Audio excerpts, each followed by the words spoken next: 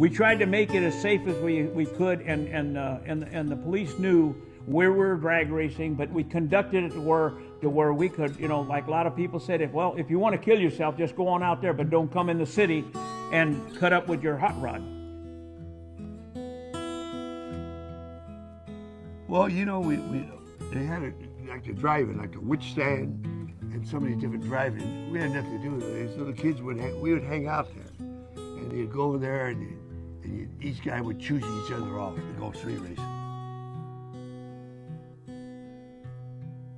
It's like 10 o'clock. We were getting all these tickets like 10 o'clock at night. And finally we got back to Fullerton, and it was just impossible to drive a car with no fenders on it in that period of time. I do the lake pin for mold all the pins in, $175 or something like that. Probably spend $100 on material. But I work day and night. I work till 2 or 3 in the morning for 25 years. The first thing I had, it was a little 4-cylinder thing, and in fact it's on the cover of that Honk magazine.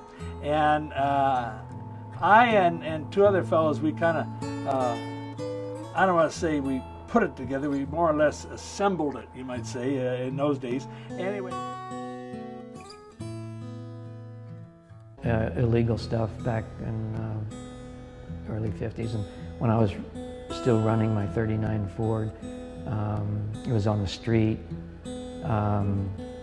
We did have find a deserted aircraft air base that was closed after the war, and we were running there on a Sunday afternoon. It was word of mouth, and so you'd get maybe 50 to 100 cars, and it was just one of us would volunteer to be a flag starter, and there'd be somebody at the end, you know. We didn't use stopwatches or anything. It was just somebody at the end that decided who was the winner, you know. The rich kids, if they wanted to go racing, they had to have somebody else build their car, because they didn't have the knowledge of doing it. Not that that's bad, but I mean, you know, there was a lot of guys that I know that had tons more money than I had, but I could still beat them because they had to rely on somebody else to do the work, you know. And they wanted to drive it and they wanted to own it, but they didn't have the knowledge of making it run fast. And that was one of the advantages I had, along with Garlish and several other guys. I knew how to build them, and I knew how to drive them, and I knew how to tune them, you know. So, and that's a pretty good advantage.